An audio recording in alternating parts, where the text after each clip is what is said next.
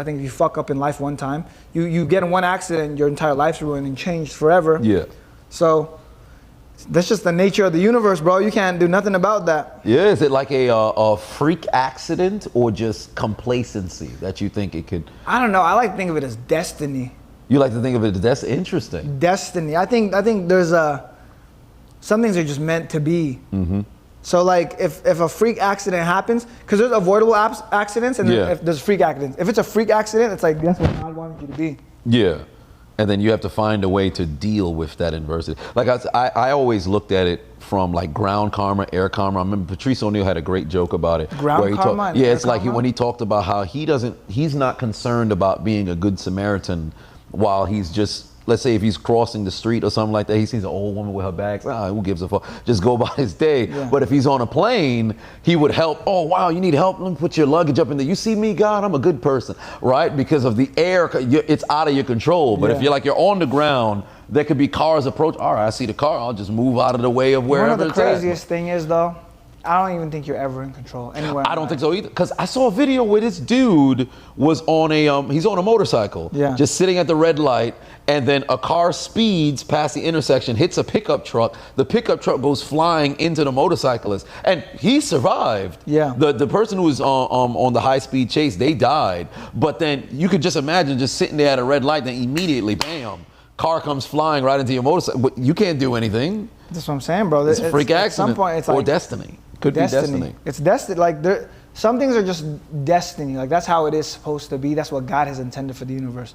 And you can't really argue with that because it's like, it's one of these things where we don't really know as human beings. We're so tiny. We're like these little people. Like we don't know anything, bro. So yeah, it's weird. I think life is weird in that way, but I think there's a poetic nature to life. I talk about it all the time where it just feels right. Some things just feel right. When something is too perfect, like the storyline is too good, you're like, this feels right. Like this guy needs to be here. Right. I think there's a lot of different moments in which that happens. And what's interesting is I can't say, because it's very anecdotal, I can't say what percentage of people don't experience that kind of destiny kind of feeling, because there's a lot of people who just I don't want to say in the way people, but they're in the way people, right? NPCs. You're just existing, right? You're not really living. So with that being the case, it makes me wonder, for those who never have like that destiny moment, do they ever have like an epiphany at one point? You're on your deathbed, you look back like there was no sort of moment to where this stands out in your life. I think they were just like their destiny was to be an NPC. Their destiny was to be an NPC. So they were meant to just sit and like go through life. Because here's the thing, you can't have main characters if you don't have NPCs. Everybody can't be a main character. No, but I think it's a decision. I can be cool as fuck if other people are cool as fuck. I think everybody's met with a decision. I think there's a point in everyone's life where you experience a crossroads. And well, maybe not so much a crossroads, because a crossroads would force you to make a decision. I think when you're in a position where an opportunity presents itself. So this is my take on that. What are these people that are just dumb?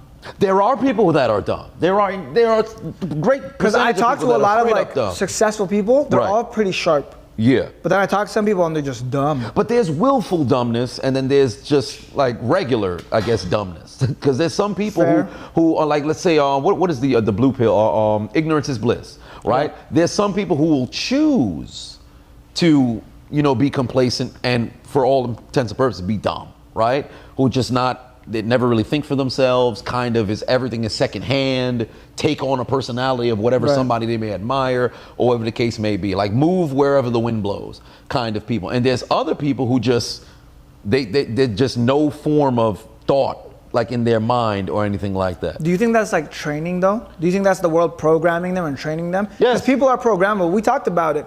In the same way that you domesticate animals, right? You had these wolves that were tough and strong, and you just fed them, you took care of them. They're like, man, it's nice here. I don't want to be out there in the wild hunting and stuff. I'd rather be taken care of by these humans. And now you have these little tiny poodles like my dog who can't even fucking drink tap water, So it's like, it's like they do the same thing to humans. You see humans and they get domesticated. They get domesticated where they are so comfortable where they're at. They'd rather not think. They'd rather have a warm meal instead of get their own, earn their keep. So how do you avoid that programming for someone? Yeah, to avoid it, to avoid the 'Cause programming. here's the way I see it, right? Let's say I'm a billionaire and I want to program people. Who the fuck is gonna win? If I'm a billionaire and I do this, and there's a victim in the street, they're kind of helpless to my programming because I'm levels above them.